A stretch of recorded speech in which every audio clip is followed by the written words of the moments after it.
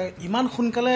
জুবিনদা বিহীন যেন এটা দিন কটাব লাগিব অসমীয়া আচলতে ভবা নাছিল আৰু কালিৰ পৰা আমি দেখিছোঁ যে কেনেধৰণে অনুৰাগীসকলে উজাগৰে নিশা কটাইছে জুবিনদাৰ গীতসমূহ গাই গাই জুবিনদাক শ্ৰদ্ধাঞ্জলি জনাইছে আৰু বিশেষত যোৰহাটৰ লগত জুবিনদাৰ যিটো উত্তৰপুত এটা সম্পৰ্ক যেটো কলেজীয়া জীৱন যোৰহাটত কটাইছে সংগীতৰ যাত্ৰা যোৰহাটৰ পৰা আৰম্ভ হৈছে আৰু সেইবাবে যোৰহাটত আজি স্বতঃফুতভাৱে বন্ধ হৈ পৰিছে কালি আচলতে সেই খবৰ অহাৰ লগে লগে যোৰহাটৰ ব্যৱসায়িক প্ৰতিষ্ঠানসমূহ বন্ধ হ'বলৈ আৰম্ভ কৰিছে আৰু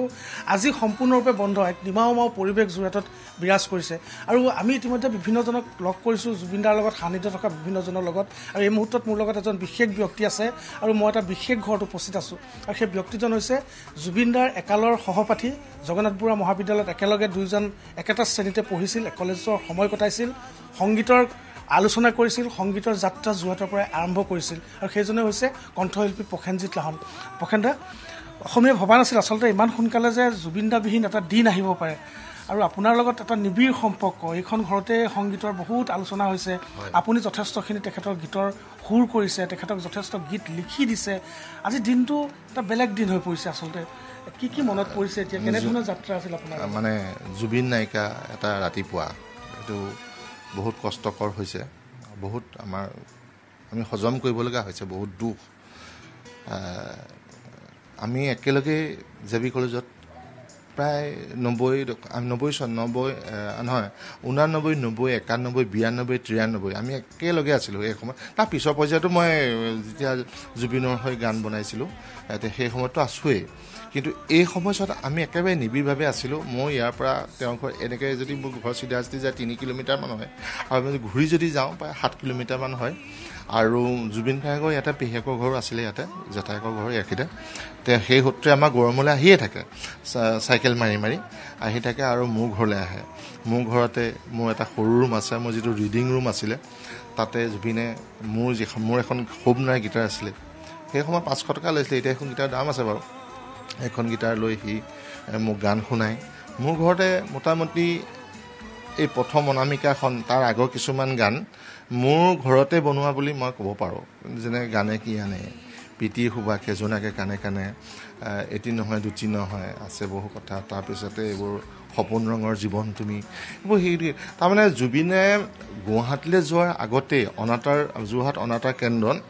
আকাশবাণী যোৰহাট কেন্দ্ৰত প্ৰায় 100মান গীত আমাৰ যোৰহাটৰ যি স্থানীয় বহু শিল্পীয়ে জুবিন গাৰ্গৰ সুৰত বা কথাত গান গাইছে জুবিন গাৰ্গৰ সেই সময়ত এটা কামেই আছিলে গান লিখা সুৰ কৰা এটা পঢ়া শুনা সিমান তাৰ ধ্যান নাই মইতো জেবি কলেজত আমি একেলগে পাই থাকোঁ সি গৈ পেলাই মোৰ ক্লাছটোলৈ শেষ হোৱালৈ সি ৰৈ থাকে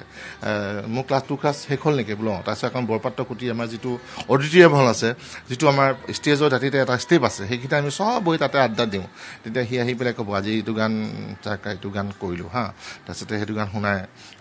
শুনাই তাৰপিছত এইটো গান মই কওঁ এইটো গান ক'ৰবাত এইটো বেলেগ গানত মিলিছে আকৌ সি এইটো চেঞ্জ কৰে তেনেধৰণে আমি ইয়াৰ পৰা সংগীতৰ যাত্ৰা সি আৰম্ভ কৰিছিলে এতিয়া বহুতে কয় যে গুৱাহাটীত পৰা আৰম্ভ কৰিছে সেইটো নহয় যোৰহাটতে কৰিছে কোনোবা জুবিন গাৰ্গক আৱিষ্কাৰো ওলাইছে কালি পৰহি কিন্তু সেইটো নহয় জুবিন গাৰ্গ যোৰহাটতেই সংগীতৰ কঠীয়া সিঁচিছিলে ইয়াৰ পৰাই উদ্ভাসিত হৈছে অনামিকাৰ সোপাকে গান ইয়াতে বনোৱা মায়াৰ গোটেই সোপা গান আমাৰ সন্মুখত বনোৱা এটাকে সেইটো আমি দেখি আছোঁ আৰু তাক দেখিয়ে আচলতে মই আছিলোঁ বাদ্যযন্ত্ৰী আছিলোঁ মই গীটাৰ বজাইছিলোঁ জুবিন গাৰ্গে কীবোৰ্ড বজাইছিলে আমাৰ যোৰহাটৰ সেই সময়ত জ্যোতিকা ভূঞা দুৰ্গাময়ী বৰা ইন্দ্ৰাণী দেৱ উমা চক্ৰৱৰ্তী শিৱানী বৰুৱা ফুকন মোৰ আজি মনত পৰিছে এইটো 92 চনৰ বহাগ বিহুৰ কথা আমি দুৰ্গাময়ী বৰাৰ লগত এতিয়া তেজপুৰত থাকে তেখেতে আমি দুৰ্গাময়ী বৰাৰ লগত আমি সংগত কৰিবলৈ গৈছোঁ শিৱসাগৰ BT কলেজত বহাগ বিহু প্ৰগ্ৰেম আমি বজাইছোঁ তেতিয়া জুবিনে মোক এটা কথা ক'লে সিদিনাখন লোকৰ লগত আৰু বজাই আমনি লাগিছে প্ৰসেনজিৎ নিজে কিবা গান চান বনাওঁ হৈছে নাই বোলো তই বনা তোৰ ভকেলটো ভাল আছে মই ক'লোঁ তয়ো বনা